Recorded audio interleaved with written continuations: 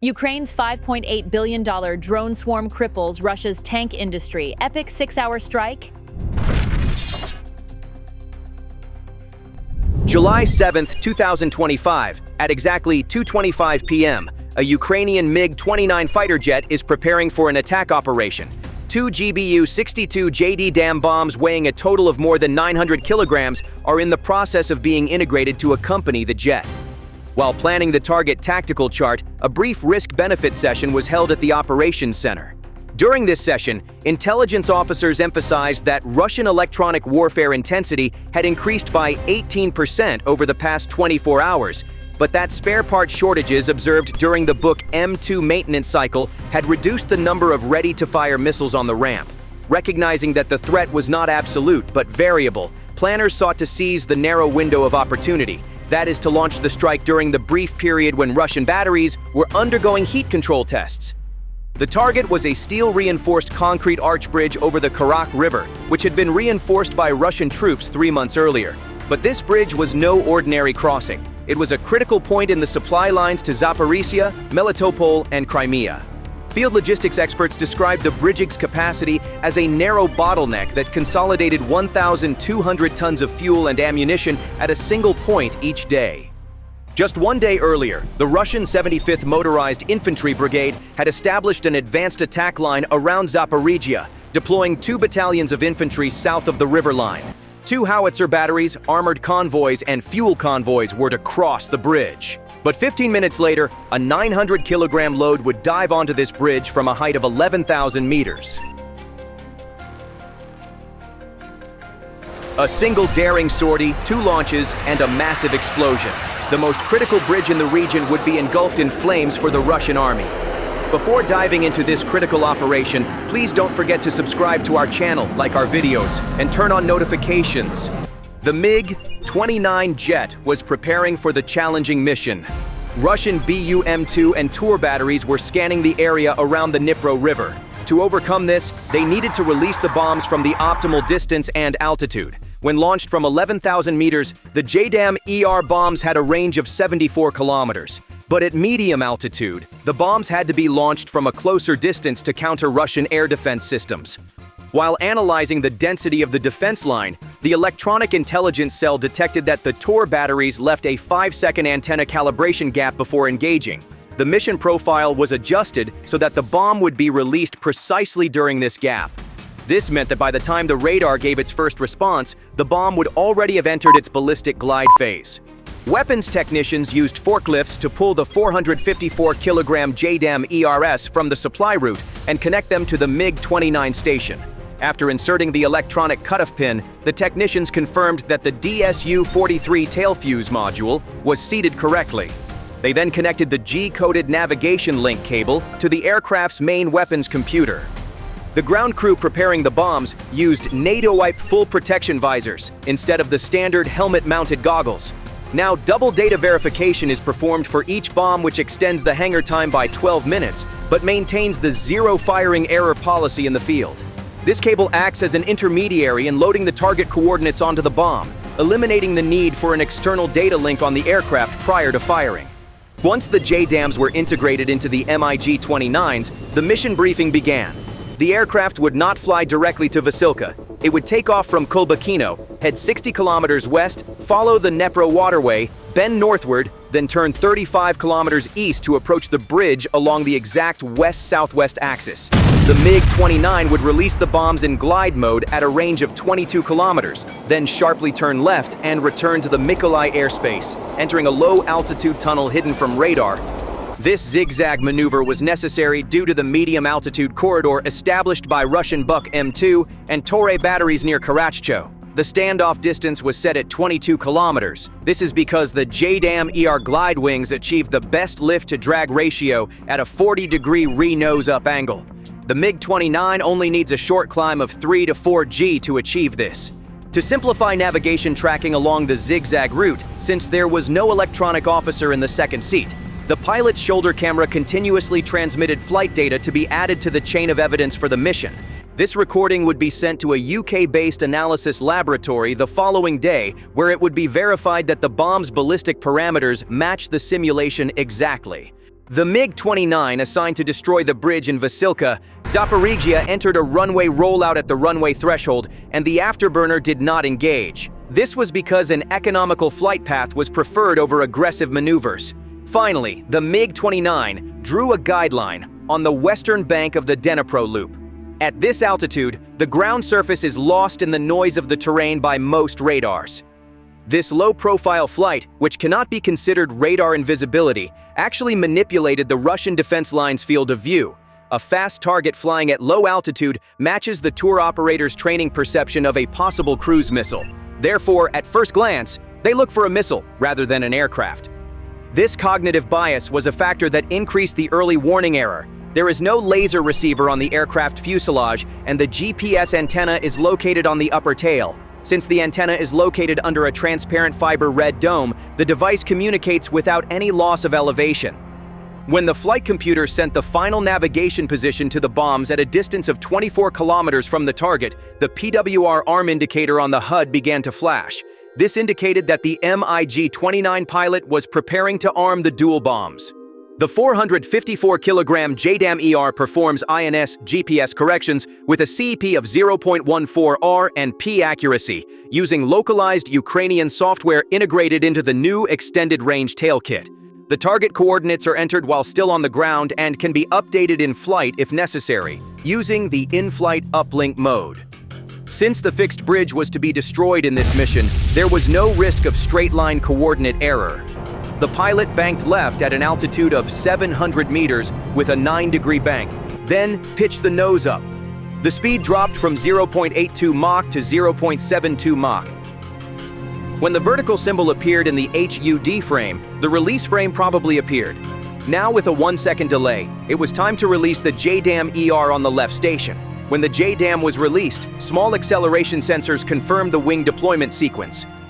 This sensor data was wirelessly transmitted to the maintenance line in Odessa. The sensor detects control deviations caused by bomb malfunctions early on and enables corrective measures to be taken during subsequent assembly. The JDAM-ER is normally a version of a general-purpose bomb with an Mk-83 body to which a GPS INS kit has been added. But the ER suffix stands for Standoff Wing Kit. This transforms the conventional freefall bomb into a gliding munition with a range of 25 to 30 kilometers. The carbon elastomer wings of the wing kit remain folded while attached to the station. They open automatically when the bomb is released. The moment the bomb separated from the body, the carbon wings opened like a spring. The folded drag brakes turned into a glider surface within seconds, and the bomb nosed down in the 6th second of a 40-degree climb. The small rocket-propelled unit embedded in the tail remained horizontal for 12 seconds, and the glider-missile hybrid reached a cruise speed of approximately 0.8484 Mach. In response, the MiG-29 performed a 45-degree split S maneuver, diving downward. And when the radio altitude dropped to 90 meters, the bridge had already exited the aircraft's radar coverage. The JDAM-ERS, guided by GPS and inertial systems, traveled exactly 22 kilometers. The upper surface of the bridge was visible at 25 meters, and the target was a 4 meters south of the center of the concrete arch. The trigger missile was in delayed axe mode, meaning that the bomb would penetrate the roof panels and explode when it reached the main girder. To maximize the destructive effect of the dam, the ammunition was set to a girder embedding profile. In this tactic, the explosive penetrates the pressure zone rather than the concrete pull zone, so that the crack is structural rather than partial. Explosives experts predicted that this method would render the bridge irreparable. First, the first bomb gave off a flash as sharp as the sound of steel striking steel. Half a second later, the second bomb hit almost the same spot, but 2 meters to the left. The second explosion tore the bridge arch, which had been weakened by the first from its roots, the shark. 2 observation drones captured images from 300 feet above, showing the concrete deck broken in the center, debris falling into the water, and the road platform collapsing in a V shape on both sides. In the first images after the explosion, the bridge decks were split into 3, and the middle section had become a pile of scrap metal blocking the river from side to side. After losing the bridge, the Russian 31st Airborne Army, as expected, could not find the radar trace of the MiG-29 that had captured the book. Since the JDAM-ER glider attack was a standoff, the aircraft did not fly over the target. The Buk M2's 9S-36 multifunction radar did not even detect the bomb as a small RCS target. The only signal seen on the radar first 4 seconds of the MiG-29's climb, but by the time the fire was ready, the aircraft had dived into the blind spot with a split S maneuver. Short-range R-73, AA-11 Archer, air-to-air missiles remained mounted on the wingtips for mission safety. Although the air combat risk assessment was low, an unexpected interception by Russian Su-30 SMCAP pairs patrolling the Chornomorsk airspace was still a possibility. It was time for the jet to return. The destruction of the bridge and a safe return were made possible thanks to the simple yet effective capabilities of the 45-year-old MiG-29. The MiG-29 is a jet with 2 Klimov RD-33 turbofans capable of reaching a maximum speed of approximately 2,400 kilometers per hour or around Mach 2. Additionally, the MiG-29 has an operational radius of 800 to 900 kilometers with full fuel and a 2-ton bomb load and can reach an altitude of 18,000 meters. Its electronic infrastructure is based on Soviet design heritage. Compared to the F-16, the MiG-29's oxygen generator is analog-based. However, pilots have modernized the cockpit cooling system to prevent HUD screen glare even at -40 degrees Celsius stratospheric temperatures. This enables precise weapon use without the need for a Western-made helmet-mounted sight. Ukrainian maintenance teams have recently enhanced internal capabilities by integrating Western-style GPS rings, digital maps, and basic Link 16 compatible data links into the cockpit display unit.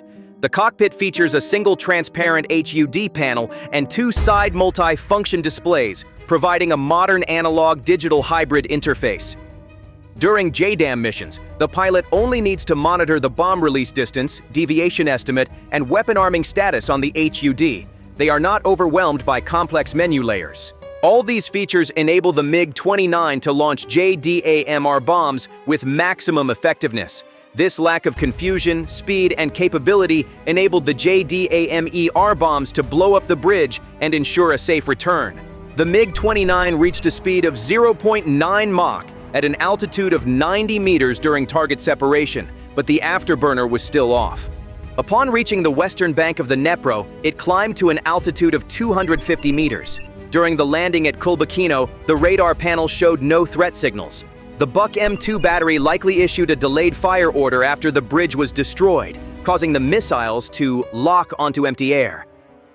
The MiG-29 touched down on the runway. The brake parachute deployed, and the total flight duration was recorded as 23 minutes. 11 minutes of the 23-minute mission duration were spent in a radar blind zone. The operation was successfully completed. The bridge was completely destroyed by JDAM bombs dropped from the MiG-29s. Following this mission, Ukrainian command allocated the JDAM-ER stockpile for critical transition depot strike missions, limiting daily use to a maximum of 4 sets. In addition to the MiG-29, the adaptation process began for the F-16S that had been added to the inventory. Since JDAM integration is natural in the F-16's digital system, no pre-flight wiring is required. Thus, the plan could be set to move to a larger glider set that would extend the JDAM-ER range to over 40 kilometers in the future. The bridge striking tactic would be part of the cut-and-choke method. The lesson learned from the mission was as follows. Modern GPSG guided glide bombs transform old jet fuselages into frontline strike vehicles. Thus, while the takeoff-launch process described in the first message had a concrete impact on the logistics chain, in the second phase, the Russian side's repair capacity and supply architecture were temporarily paralyzed. This scenario demonstrated the existence of a similar threat for all land routes parallel to the Black Sea. It also demonstrated that relatively low-cost precision munitions like the JDAM-ER can produce strategic results on the battlefield. Considering all this, the July 7, 2025 sortie of 2 JDAM-ERs and a MiG-29 lasting 23 minutes created a gap in Russia's summer logistics plan that would last more than 10 days. On the other hand, this operation undoubtedly had severe effects on the Russians as well. With the bridge destroyed, fuel shortages began, and BTR-82A armored personnel carriers could not refuel to support the infantry advancing forward. The Ukrainian 47th and 65th Mechanized Brigades noticed this gap and turned their reconnaissance units into suppressive fire. Thus, the destruction of the bridge directly caused the ground front line to remain static for a day. Russian command immediately deployed a mobile air defense line consisting of Tor M2, Pantsir S1, and Buk M2 systems around Kerch. But because the MiG-29's gliding attack was chaotic like a bird sitting in a shelter on radar, the Tor radar locks onto targets with a radar cross-section of 0.01 meters or larger. But even though the JDAM-ER had an RCS of around 0.015015 meters, the glider's trajectory caused a sharp shift in the radar's line of sight, causing the signal to be overwhelmed by noise. Following this incident, the Russian side planned to deploy Pantsir SM systems at critical road junctions. This is because the SM radar has higher resolution, but its inventory was limited. Defense analysts estimate that the number of Pantsir SMs will only reach 18 by the end of 2025, while Russia needs to provide protection for at least 90 critical bridges. This imbalance is described as the patchwork vest syndrome in air defense strategy. In short, the Ukrainian Air Force, by equipping its MiG-29 jets with JDAM bombs, not only destroyed the bridge in Vasilivka, but also severed the Russian army supply line in Zaporizhzhia. Additionally, the effects of the MiG-29 fighter jets and JDAM bombs have begun to take center stage on the front lines with this latest operation. Thank you for watching.